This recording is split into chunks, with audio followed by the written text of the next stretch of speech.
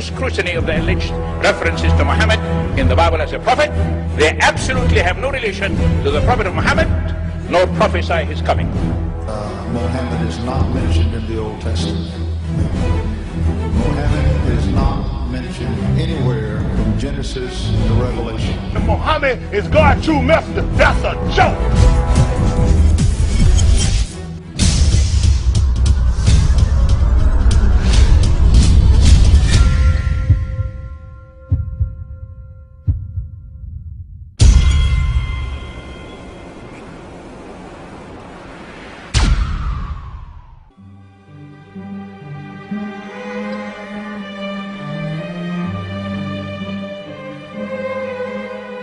Lo, we inspire thee as we inspired Noah and the prophets after him, as we inspired Abraham and Ishmael and Isaac and Jacob and the tribes, and Jesus and Job and Jonah and Aaron and Solomon, and as we imparted unto David the Psalms.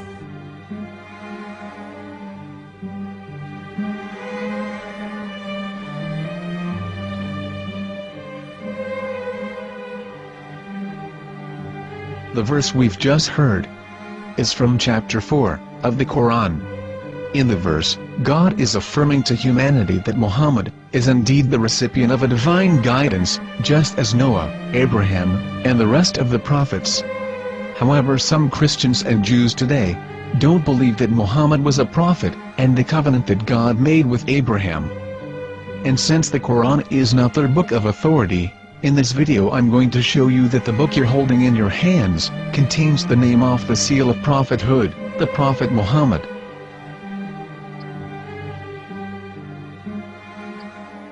As known, the Old Testament was preserved in the Hebrew language.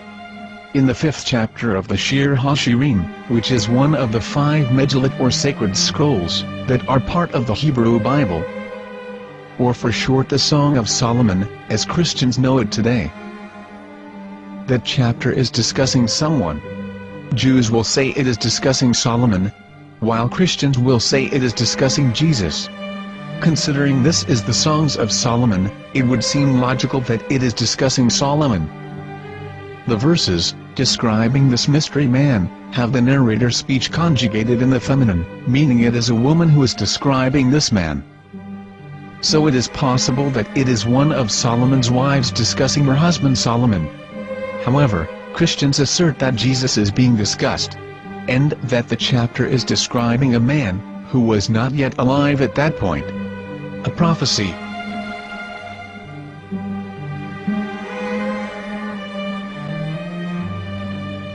In reading the English translation of Song of Songs 5:16, it finishes the description by saying, "He is altogether lovely," but what most people don't know is that the name of that man was given in the original Megillat.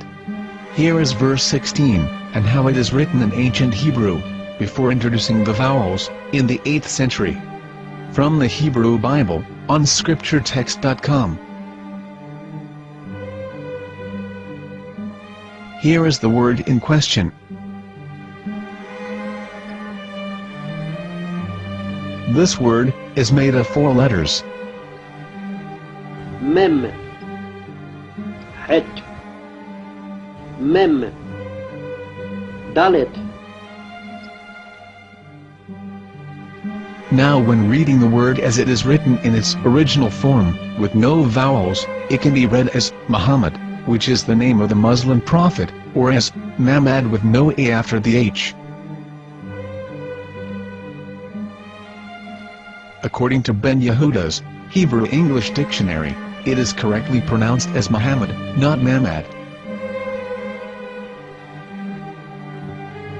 So how we're going to know for sure if it's pronounced as Muhammad, the Muslim prophet, or as Mamad, a random Hebrew word? The only way is to give the verse to a rabbi and say to him, "Please read."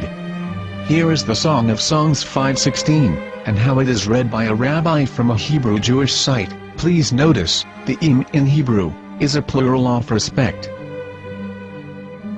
Hiko mamtakim vechullo Mahamadim ze dodi vezer'i benot Yerushalayim. Hiko mamtakim וכולו מחמד, מחמד, מחמד, מחמד, מחמד, מחמדים. זה דודי וזרעי בנות ירושלים.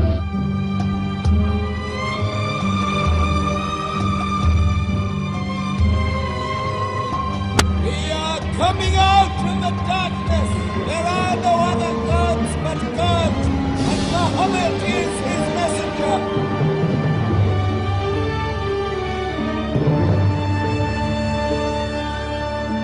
Let the world hear. חיכו ממתקים וכולו מחמדים. זה דודי וזרעי בנות ירושלים. חיכו ממתקים וכולו מחמד, מחמד, מחמד, מחמד, מחמד, מחמדים. זה דודי וזרעי בנות ירושלים.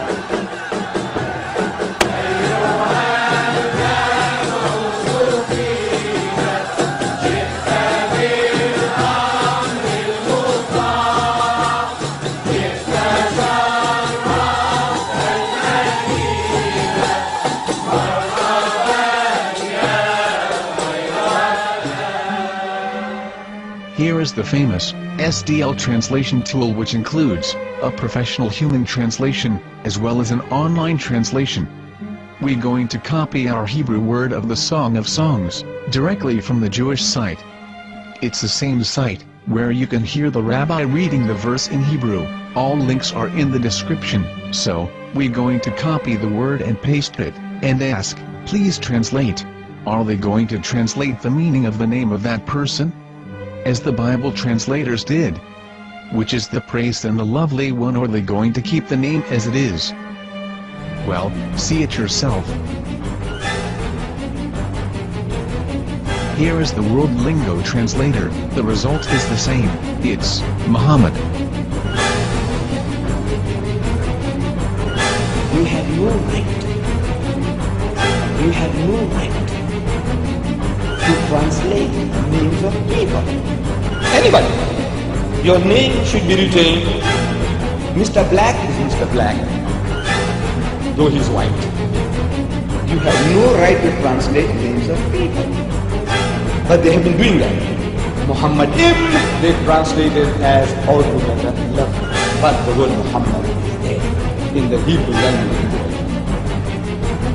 The word Muhammad is there in the Hebrew language.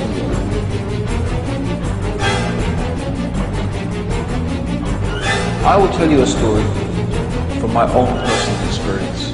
Years ago, I used to spend every Sunday afternoon in a place called Speaker's Corner. And in my years down there, I got to know a Jewish rabbi. He was a very nice man. He used to listen to me, and he was always very polite and talked about Islam in a very nice way. And one day during one of our conversations after some years, I thought that it was about time I should invite him to Islam. So I said to him, you know, my friend, we have been talking now for many years, and even you have admitted to me that Muhammad is a prophet. So why then do you not embrace Islam?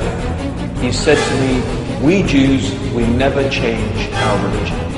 I said, but half of the rabbis of Medina became Muslim. He said, that is true, but still, we Jews never change our religion.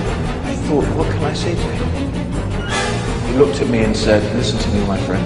God sent to us a prophet Moses, and we didn't even listen to him. Do you think we're going to listen to another prophet after him? From another tribe? From another people? When he said that, I had nothing left to say. He knew that Muhammad was a prophet. In fact, another rabbi also came up to me and he said to me, we know Muhammad is a prophet, and he quoted to me a passage from the Bible